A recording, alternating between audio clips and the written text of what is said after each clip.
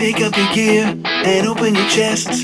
Throw on your armor and head out on a quest. Hey, hey, it's a brand new day. It's not only a brand new day, it's a brand new champion coming up in Agarian's Day. There is Raistlin in the formation, Tasselhoff. Besides him, Laurana as a tank, of course. So, who's missing? Caramon? Oh yes, for sure. Caramon is missing. And also a very stubborn, a very loyal dwarf who's meant to last. Flint Fireforge. Cheers everyone, I'm your Dystopian Innkeeper.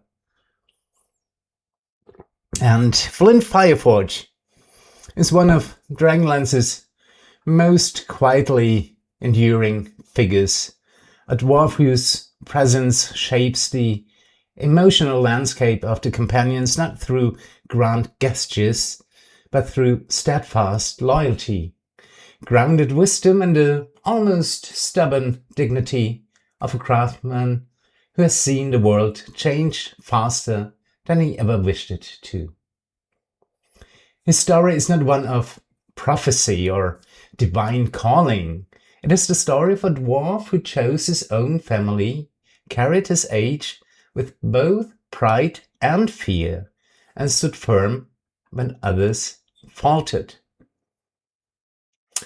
Flint's origins lie among the hill dwarfs, yet he never fully embraced the insularity of dwarven tradition. He respected the craft, the discipline and the heritage of his people, but he did not let those traditions confine him.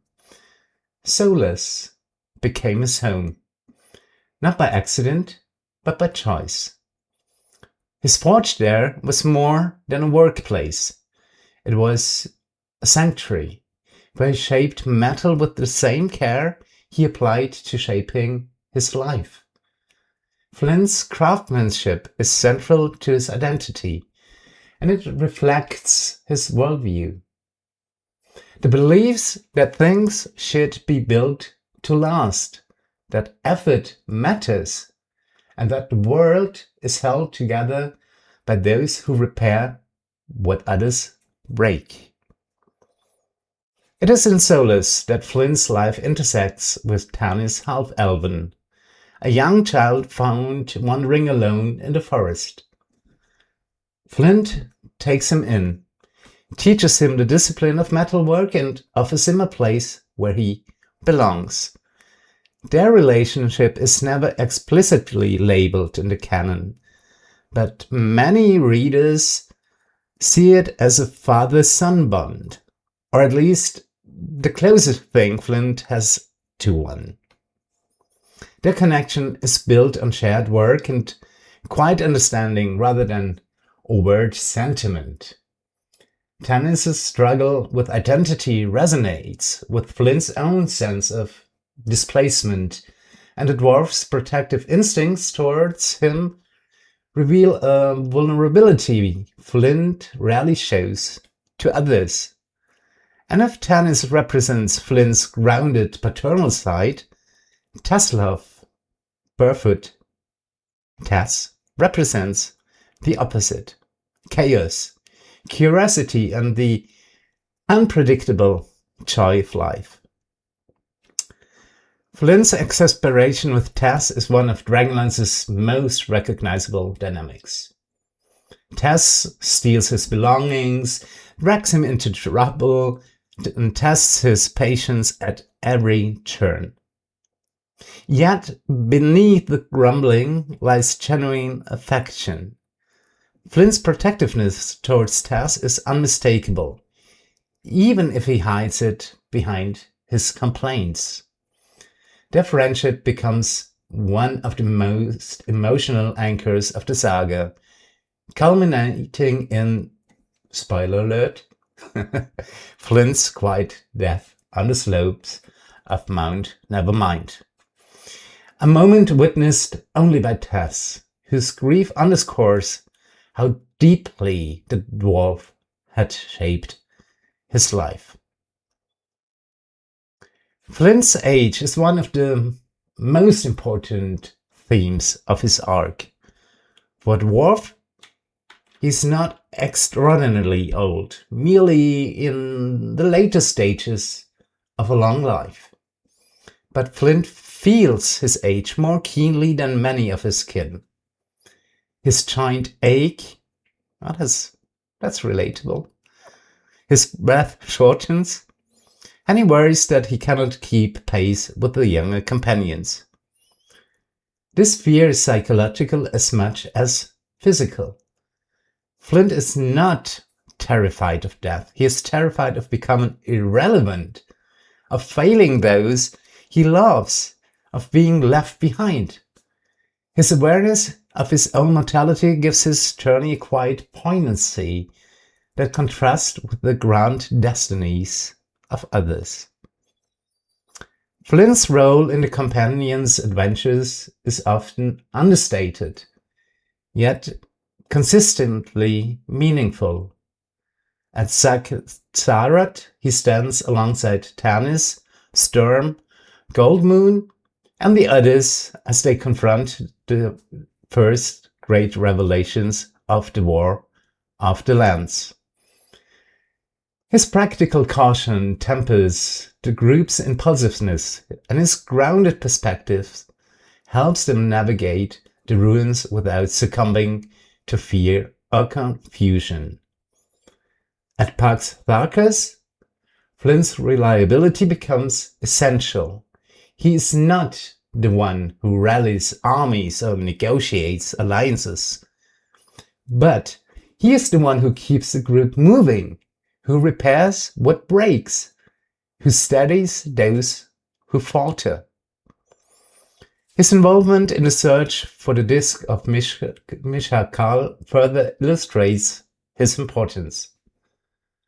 Flint is not driven by religious fever or prophetic destiny, yet he recognizes the significance of the quest.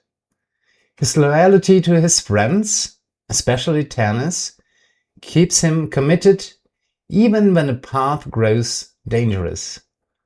Flint's courage is quiet, but it is unwavering.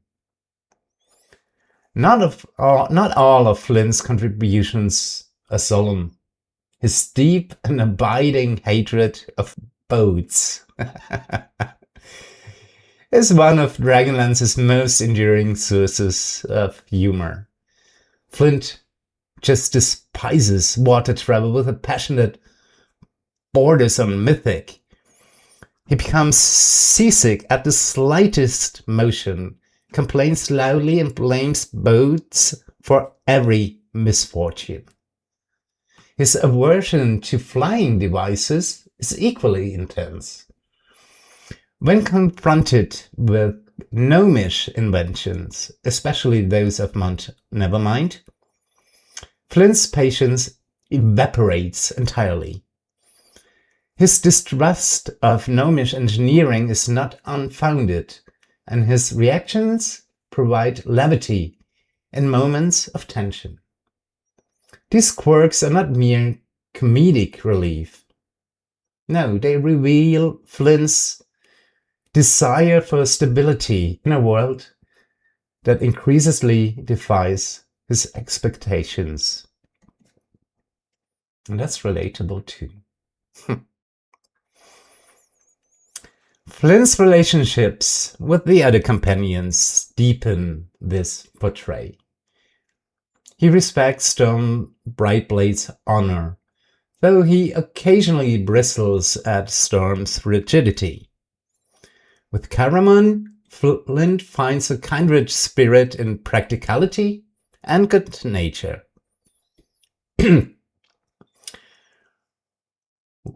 Raistlin, however, evokes caution. Flint senses the mage's ambition and secrecy, and while he rarely confronts him directly, his instincts are often correct.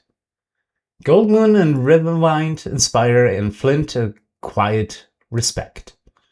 Their dignity and devotion reinforce his belief that the world is larger than Solus, larger than dwarven tradition, larger even than his own fears. And Laurana's transformation from sheltered princess to hardened leader is something Flint observes with a mixture of pride and protective concern. Her growth mirrors Stannis' struggles, and Flint feels both admiration and worry as she steps into a role that demands sacrifice and steel. Flint's journey embodies several of Dragonlance's central themes. He represents the dignity of, let's call it, ordinary heroism. The idea that one does not need prophecy or divine favor to shape the world. His arc is a meditation on aging, on the fear of becoming irrelevant, and on the courage required to face one's own limits.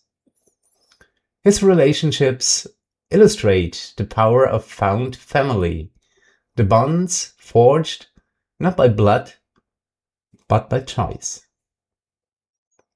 Brimstone Angels come to mind. And his craftsmanship symbolizes the act of shaping one's own destiny, one careful strike at a time.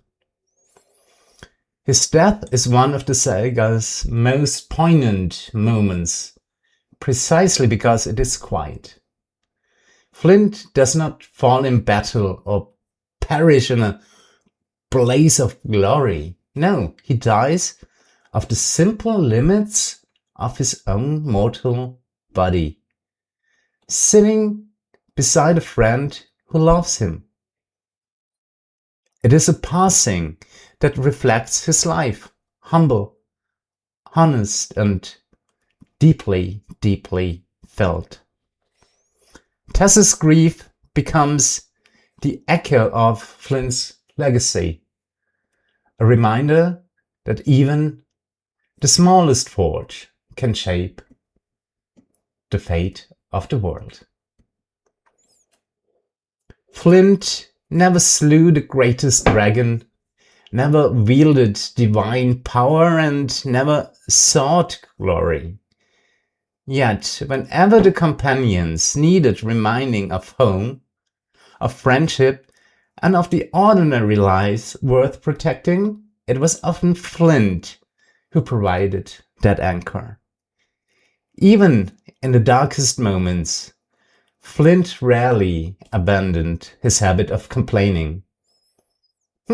Perhaps because grumbling was simply another way of caring. His legacy is not one of legend, but of loyalty. And perhaps this is exactly why it endures. Goodbye, everyone. Goodbye. Pick up your gear and open your chests.